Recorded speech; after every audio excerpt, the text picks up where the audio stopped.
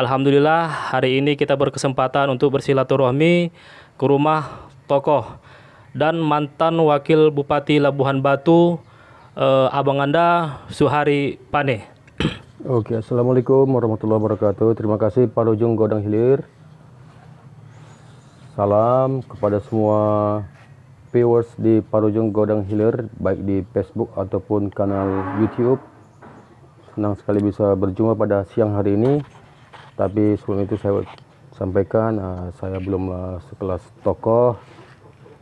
Karena ditokoh-tokohkan ya, asal jangan penongkos saja lah ya. Tapi awal itu saya sangat senang bisa bersilaturahim, bisa berjumpa dan bisa berdiskusi terlebih kepada banyak masyarakat yang menonton. Salam semangat, salam sehat buat kita semua. Di mata Abang, di mata seorang Suhari Pane, politik itu seperti apa? Politik adalah jalan yang mulia. Kenapa mulia? Karena politik cara untuk membuat keputusan, kebijakan yang bisa mempengaruhi orang banyak, keputusan atau kebijakannya. Iya. Maka harus punya kekuasaan. Maka perlu menjadi bupati, menjadi gubernur, menjadi wali kota, menjadi presiden sekalipun. Iya. Bagaimana cara punya kekuasaan? Dalam politik harus ada partai politik.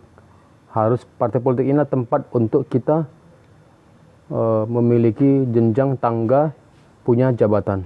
Iya. Diatur dalam yang namanya sistem demokrasi. Semuanya bisa untuk unit-unit ini bekerja untuk membuat kehidupan rakyat yang lebih baik sebenarnya. Iya. Tapi yang terjadi di lapangan, masyarakat menilai politik itu kotor, jahat, busuk. Itu apa tanggapan Bang Suhari?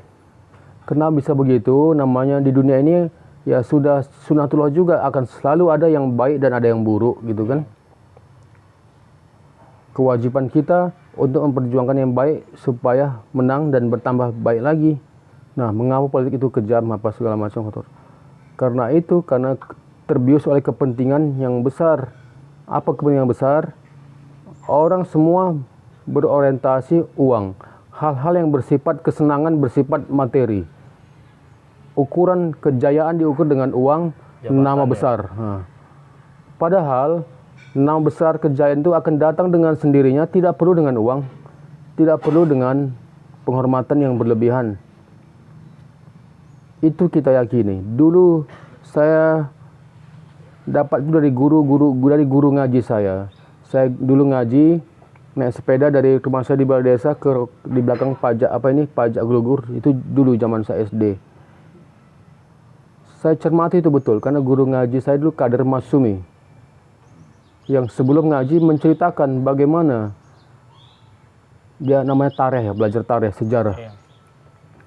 Menceritakan bagaimana kehidupan tokoh-tokoh zaman dulu yang tidak mementingkan materi, tidak mementingkan kejayaan ukurannya karena uang saja, atau benda-benda yang itu dijadi tolak ukur menurut orang-orang sekarang, itulah baru dihormati. Dinamika politik hari ini kan cenderung banyak mudorotnya.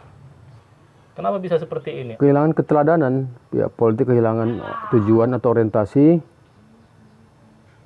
Harusnya para pemimpin ini yang memberikan contoh keteladanan, membuktikan tujuannya ini, politik itu ini. Senyatanya gitu kan. Nah, itu memperkuat trust kembali, kepercayaan di tengah-tengah masyarakat. Yang terjadi kan tidak begitu, sebaliknya. Yang akhirnya membuat tidak percaya lagi.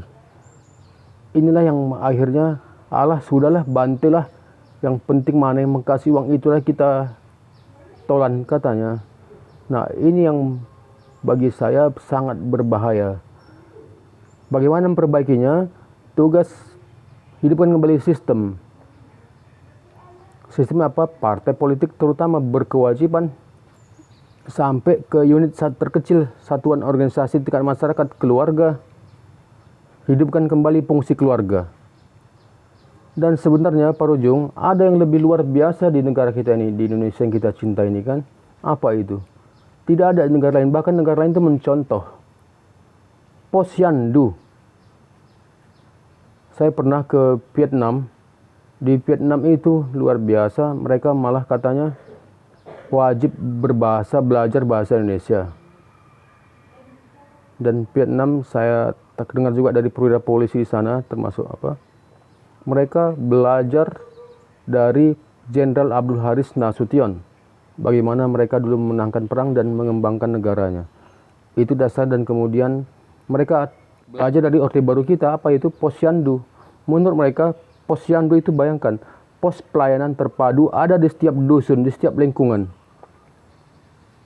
Inti negara ini, pemerintah ini kan memberikan pelayanan gitu kan, Pak Rojong.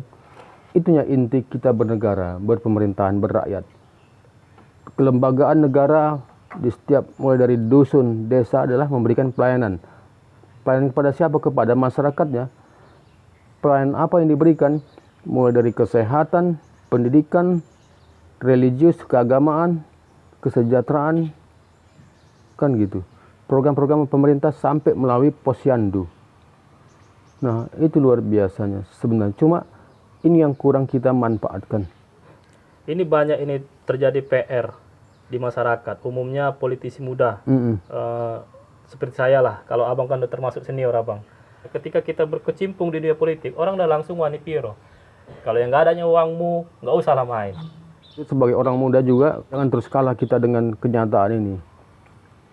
Pertama, memang psikis kita, mental kita harus yakin dulu dengan justru ini tantangan kita. Tantangan bagaimana menyikapinya. Kalau kita nyerah dengan kekuatan uang yang maha dahsyat ini, kita sepakat ini berbahaya. Apa PR terbesar di Labuhan Batu ini, Bang? Nah, PR terbesarnya mungkin sama ya bagi bangsa kita ini adalah keteladanan. Seluruh komponen daerah harusnya duduk bersama, berpikir panjang. Harus segera membuktikan yang nyata di tengah-tengah masyarakat. Dan sebenarnya caranya bagaimana mengembalikan kepercayaan ini? Dengan cara, waktu kami, mohon maaf bukan lagi balik ke pilkada kan, kami menawarkan metode integrated, data yang terintegrasi.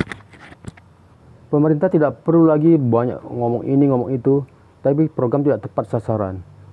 Kita udah terlalu banyak, lengkap kok cara kita, ada musrenbang desa, musrenbang dusun, musrenbang kecamatan, musrenbang kabupaten, ada APBD, ada RAPBD, ada rencana anggaran segala macam lah kan, dibahas. Tapi kenapa selama ini mengatasi penduduk miskin aja nggak selesai? Mengatasi yang dapat harusnya BPJS kok nggak selesai-selesai? Yang seharusnya dapat BPJS tak dapat BPJS, gitu kata masyarakat itu kan. Kalau sudah terintegrasi, satu urusan akan kemudian cukup kepada urusan yang lain. Akan tahulah berapa di setiap dusun penduduk miskin yang belum punya kartu BPJS, yang belum dapat program Keluarga Harapan. Mana yang sudah dapat PKH, harusnya jangan sampai double-double dapat program dari daerah lagi.